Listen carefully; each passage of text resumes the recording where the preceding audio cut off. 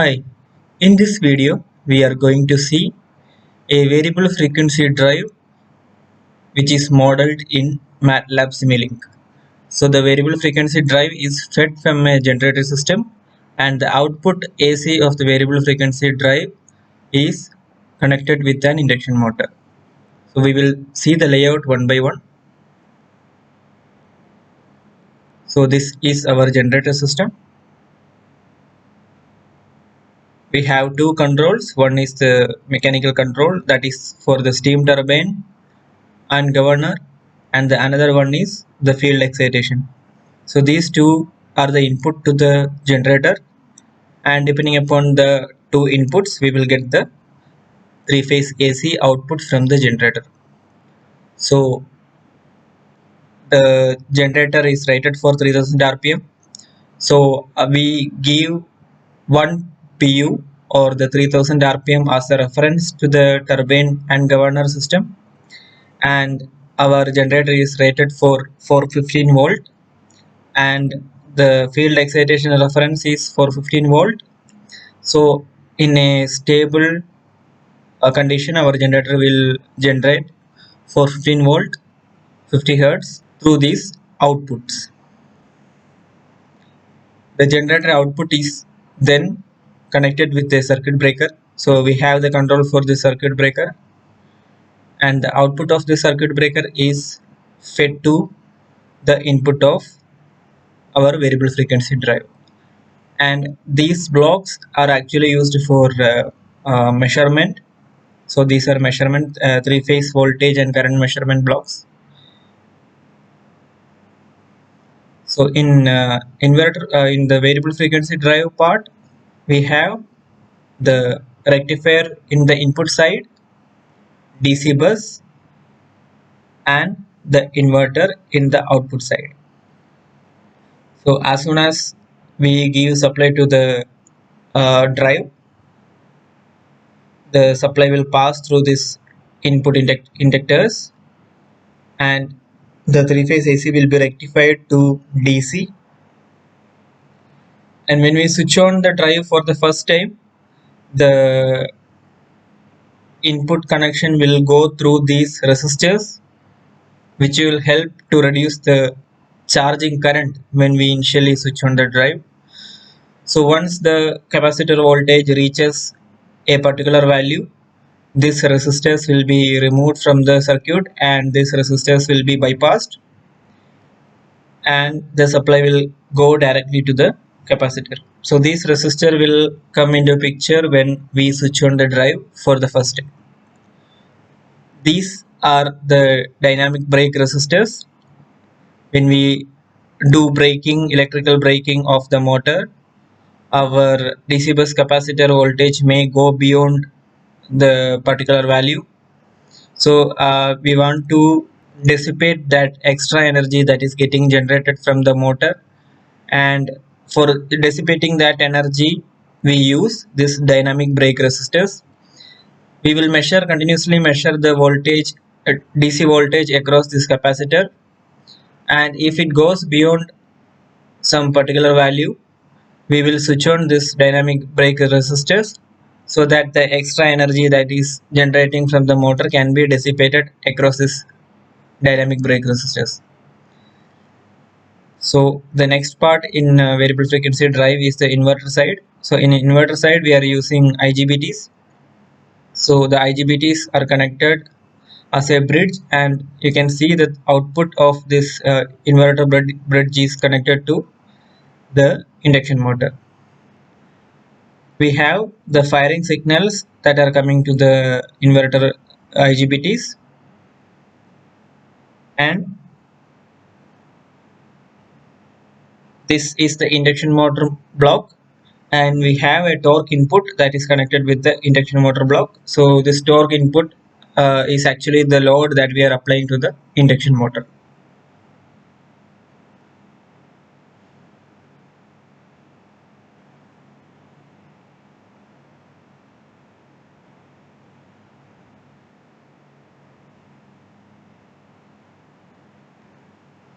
So basically we have some controls for both generator and variable frequency drive. So we have a, as I explained earlier, we have a generator circuit breaker after the generator, and that circuit breaker is controlled via these two switches. If the switch is in one state, the generator circuit breaker will be switched on, and if the trip switch is in one, then the breaker will be opened. So this is done via SR flip flop, and similarly, the turbine also has got some controls. So if we switch on the turbine, then only it will start, and along with that I have included some protection for the turbine. So if we go inside this subsystem, we have incorporated a protection system for the turbine. If at any time if our actual speed goes beyond 1.1 pu, our turbine will be tripped, and or if we want to manually trip the turbine, we can do that also. So next we have the controls for our variable frequency drive. So this is the inverter on, and if we switch on the inverter, firing pulses will go to the IGBT. And here we can see here I'm switching the load. If we want to give the mechanical torque manually, we can put it to the torque, or I have already modeled a torque model for which depends on speed. So if we put it to the torque model, automatically depending upon the speed, a torque will be applied to the motor shaft. And another thing is we have a closed loop and open loop control for the VFD. So closed loop, actually I'm not estimating the speed or torque of the motor. Instead of that, I'm just giving voltage and frequency which is required for some particular speed. Say for 3000 rpm, my motor is rated for 3000 rpm. So for 3000 rpm, I'm estimating that for 15 and 50 hertz is the supply that is required. So it is purely open loop. Our system doesn't know at what speed our shaft is running. And in closed loop system, we have the speed feedback from the motor, that we can consider it as an encoder feedback. So if we put it to the closed loop system, then we can see how the VFD is controlled, and if we put it to the open loop system, how the response is going to come. So this is the drive set point. Actually direction also we can control from here. If we give positive set point, the motor will run in one direction, and if we give negative set point, the motor will run in the another direction. So this motor set point speed we can give from this input. And here we can see some scope where we can see the trend of the some parameters from drive and from the generator. So this is for the generator scope, and this is the drive scope. So these are actually the VFD controls. So in VFD, first we have to generate a reference waveform of three-phase sine wave. So here you can see I am taking the actual clock time. So it is going to be V into sine 2 pi f. So this is a reference frequency, so I am considering V as unity. So we have got sine 2 pi f, and this is the R phase, and the other two phases has to be offsetted by a phase angle of 120 degree from R, and the another Y phase is going to be shifted by 240 degree. So as I explained earlier, we have a torque model. So the torque will be applied to the shaft based on the speed which the motor is running. So here I am considering that the torque which is going to apply to the rotor shaft will be proportional to the cube of speed. I am considering a delay for DC bus voltage build up. When we switch on the drive, inverter should not start instantly. So for that I am putting a small delay. As soon as the DC bus voltage reaches more than 600 volt, then only our speed set point should be enabled. So this block is for that. And in this block we are calculating the speed error which is required for the closed loop control. So we are considering the set point and we are considering the actual rotor RPM. So if we subtract, we will get the error. So this is the PID block. So that is also used for closed loop control. So based on the error, our PID block will generate the reference. So this PID is for that, and these are the gains that I have set for the PID. So this is our motor voltage regulator from frequency set point. I am calculating the frequency required for some particular speed, and I am calculating the voltage that has to be given for a particular frequency. So for that I have this model. So these are similar blocks which we are calculating the frequency and voltage regulation. So these blocks are required for the DBR chopper firing pulses. Beyond 750 volt we will give the DBR chopper firing pulses so that the extra voltage will get dissipated across the resistor. So this is where the DBR firing pulses are generated. And now these are calculations for power, reactive and active power. And here we are finding the rotor RPM.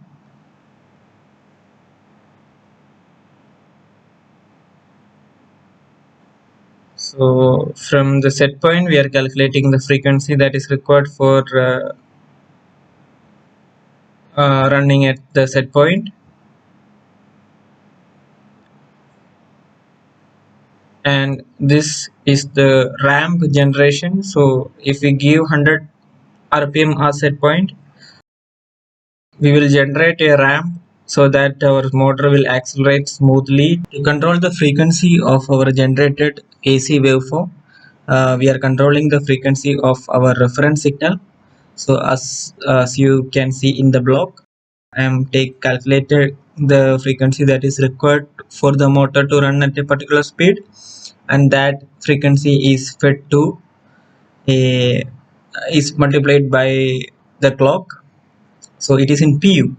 So if we give 1 pu frequency, my clock time will go as it is, and if I reduce it less than 1 pu, for say for example if I give 0.5 pu, my clock time will slow down to half. So automatically my output frequency will be generated as half. So that is how I am controlling the frequency. And so here you can see this is the firing pulse pattern generation. So this is normal PWM signal. So I have a carrier wave and the reference wave I am giving here, and so from this I am generating the firing pulse pattern, and for controlling the voltage I have some voltage regulation input which is given to the firing pulses. So depending on the frequency the voltage also will get regulated. Now we will see how the drive responds for closed loop control and open loop control.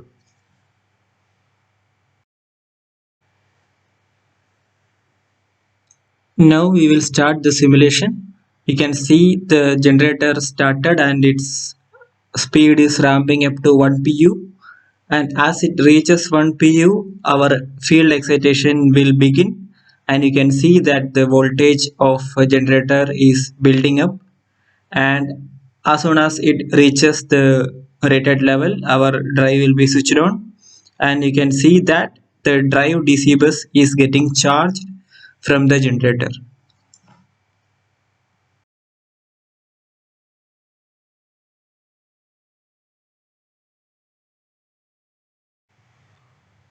Now we will see the response of the drive for closed loop control.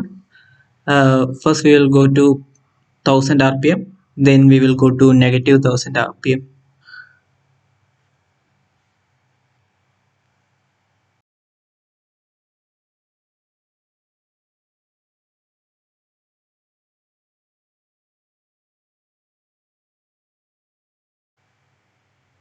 Now we will see the response of drive for open loop control for the same 1000 rpm in positive and negative direction.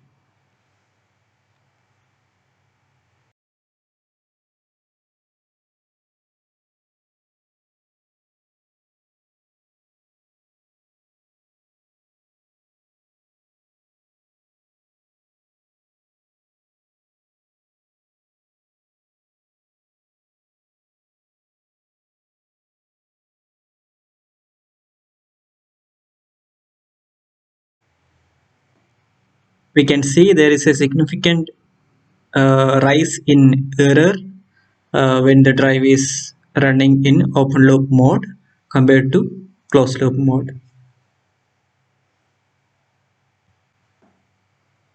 Now we will see the adjustments of loading, and we will see how our drive parameters are responding when the load is adjusted.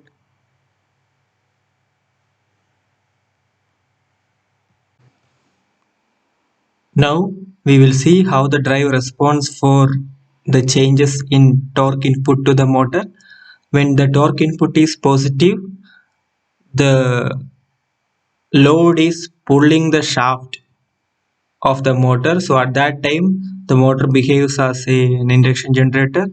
So at that time you can see that the DC bus is shooting up, and when the torque is negative, the motor is pulling the load. So at that time you can see that the DC bus voltage is reduced.